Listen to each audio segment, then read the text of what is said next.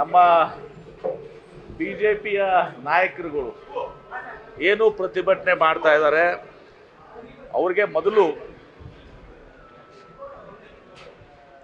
ಹಿಂದೆ UPA ಸರ್ಕಾರ ಇದ್ದಾಗ, ಮನಮೋಹನ್ ಸಿಂಗ್ ಅವರು ಪ್ರಧಾನಮಂತ್ರಿಗಳಿದ್ದಾಗ ಜಾಗತಿಕ ಮಾರ್ಕೆಟ್ನಲ್ಲಿ ಕಚ್ಚಾ ತೈಲ ಕ್ರೂಡ್ ಆಯಿಲು 109 ರಿಂದ 140 ರೂಪಾಯಿ ಇತ್ತು. ಅದಾಗಿನೂ ಕೂಡ ಪೆಟ್ರೋಲ್ 64 ರೂಪಾಯಿ ಇತ್ತು, ಡೀಸೆಲ್ 55 ರೂಪಾಯಿ ಇತ್ತು.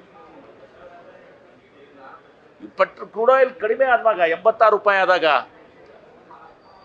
ನರೇಂದ್ರ ಮೋದಿ ಅವರು ಬಿಜೆಪಿ ಸರ್ಕಾರ ಕೇಂದ್ರದಲ್ಲಿ 38 ರೂಪಾಯಿ ಪೆಟ್ರೋಲ್ಗೆ ಇನ್ಕ್ರೀಸ್ ಮಾಡಿದ್ರು. 38 ರೂಪಾಯಿ ಮೊನ್ನೆ ರಿಲೀಸ್ ಕೂಡ ಮಾಡಿದ್ರು ಸ್ಟಾಟಿಸ್ಟಿಕ್ಸ್ ಕೂಡ. ಡೀಸೆಲ್ಗೆ 35 ರೂಪಾಯಿ ಜಾಸ್ತಿ ಮಾಡಿದ್ರು. ಗ್ಯಾಸ್ ಸಿಲಿಂಡರ್ಗೆ ಸುಮಾರು 500 ರೂಪಾಯಿ ಜಾಸ್ತಿ ಮಾಡಿದ್ರು. ಅವಾಗ ಯಾಕೆ ಇವರು ಪ್ರತಿಭಟನೆ ಮಾಡಲಿಲ್ಲ? ಈಗ ನಾವು 3 ರೂಪಾಯಿ ಮಾಡಿರುವಂತಹದ್ದು ರ್ಯಾಷನಲೈಸ್ ಮಾಡಕ್ಕೆ, ಬೇರೆ ರಾಜ್ಯಗಳ ಜೊತೆ ನಮ್ದು ಏನಿದೆ ಅದನ್ನು ರ್ಯಾಷನಲೈಸ್ ಮಾಡಕ್ಕೆ. ಇಷ್ಟಾಗಿನೂ ಕೂಡ ಮಧ್ಯಪ್ರದೇಶ, ಮಹಾರಾಷ್ಟ್ರ, ಅನೇಕ ಬಿಜೆಪಿ, ಕೇರಳ ಅನೇಕ ರಾಜ್ಯಗಳಿಗಿಂತ ನಾವು ಕಡಿಮೆ ಇದ್ದೀವಿ. ಈಗಲೂ ಕೂಡ ನಾನು ನೆರೆ ಜಿಲ್ಲೆ, ಇದು ಮಹಾರಾಷ್ಟ್ರ ಗಡಿಯಲ್ಲಿ ಬಂದ ಬಿಜಾಪುರ ಪಕ್ಕ ಶೋಲಾಪುರ ಇದೆ, ಸಾಂಗ್ಲಿ, ಜತ್ತು ಎಲ್ಲ ಇದೆ, ಅಲ್ಲಿ ಈಗಲೂ ಕೂಡ ನಾವು ಕಡಿಮೆ ಇದ್ದೀವಿ. ಹೀಗಾಗಿ ಈ ಬಿಜೆಪಿ ಅವರಿಗೆ 38 ರೂಪಾಯಿದಾಗ ಮಾತನಾಡುವಂಥ ಧೈರ್ಯ ಇರಲಿಲ್ಲ. ಪ್ರಧಾನಮಂತ್ರಿಗಳ ಬಳಿ ಹೋಗಿ ನಮ್ಮದೇ ಬಿಜೆಪಿ 25 ಸಂಸದರಿದ್ರು, ಕೇಂದ್ರ ಸಚಿವರುಗಳಿದ್ರು, ಇವ್ರು ಯಾರು ಕೂಡ ಹೋಗಿ ಅಲ್ಲಿ ನರೇಂದ್ರ ಮೋದಿ ಅವ್ರ ಮುಂದೆ ಬಾಯಿ ತೆಗಿಲಿಕ್ಕೆ ಇವ್ರಿಗೆ ಆಗಲಿಲ್ಲ. ಯಾವುದೇ ವಿಷಯದಲ್ಲಿ ಅವಾಗ ಹೇಳ್ಬೇಕಾಗಿತ್ತು, 38 ರೂಪಾಯಿ ಜಾಸ್ತಿ ಮಾಡಿದ್ದೀರಾ, 35 ರೂಪಾಯಿ ಜಾಸ್ತಿ ಮಾಡಿದ್ದೀರಾ, 500 ರೂಪಾಯಿ ಗ್ಯಾಸ್ ಸಿಲಿಂಡರ್ಗೆ ಜಾಸ್ತಿ ಮಾಡಿದ್ದೀರಾ, ಕಚ್ಚಾ ತೈಲ ಕಡಿಮೆ ಇದ್ದಾಗ, ದರ ಬ್ಯಾರಲ್ಗೆ ಕಡಿಮೆ ಇದ್ದಾಗ, ಜಾಸ್ತಿ ಇದ್ದಾಗ ಅವರು ನಮ್ಗಿಂತ ಕಡಿಮೆ ಇದ್ರು, ನೀವು ಜಾಸ್ತಿ ಮಾಡಿದ್ದೀರಾ. ಪಕ್ಕದ ದೇಶಗಳಲ್ಲಿ ಕೂಡ ಇವತ್ತು ಬರ್ಮಾ, ಪಾಕಿಸ್ತಾನ, ಶ್ರೀಲಂಕಾ ಅಲ್ಲೆಲ್ಲ ಕೂಡ ಕಡಿಮೆ ಇತ್ತು. ಅವಾಗ ಯಾಕೆ ಇವ್ರು ಬಾಯಿ ತೆಗಿಲಿಲ್ಲ ಬಿಜೆಪಿ ಅವರು? ಈಗ ಸೈಕಲ್ ಹೊಡ್ಕೊಂಡ್ ಬರ್ತಾರಂತೆ, ಹೊಡಿಲಿ, ಒಳ್ಳೇದು ಆರೋಗ್ಯಕ್ಕೆ. ಅದು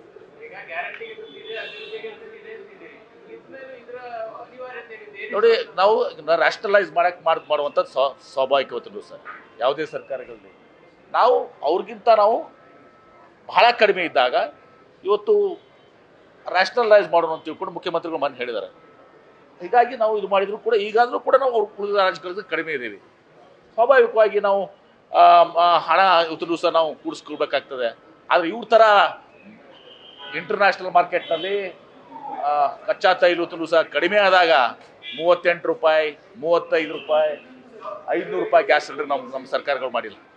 ಅದನ್ನು ಮೊದಲು ಆರ್ ಅಶೋಕ್ ಅವರು, ವಿಜೇಂದ್ರ ಅವರು ಮತ್ತು ಬಿಜೆಪಿ ಟೀಮ್ ಹೋಗಿ ಪ್ರಶ್ನೆ ಮಾಡಲಿ. Thank you.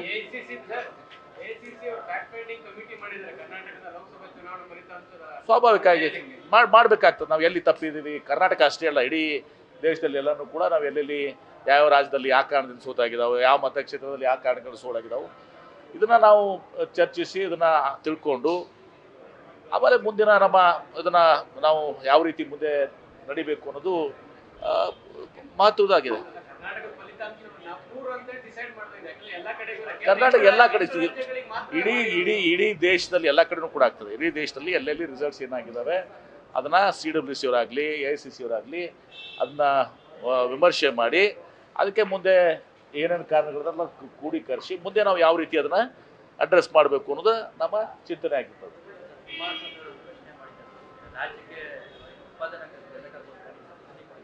ನೋಡಿ, ನಾನು ಈಗಾಗಲೇ ನಿನ್ನೆ ಹೇಳಿದ್ದೀನಿ, ಸೆಮಿಕಂಡಕ್ಟರ್ ವಿಚಾರದಲ್ಲಿ ಹಿಂದೆ ಗುಜರಾತ್ನವರು ಮೈಕ್ರಾನ್ಗೆ 50% ಸಹ ಕೇಂದ್ರ ಸರ್ಕಾರ ಸಬ್ಸಿಡಿ ಕೊಟ್ಟಿದೆ.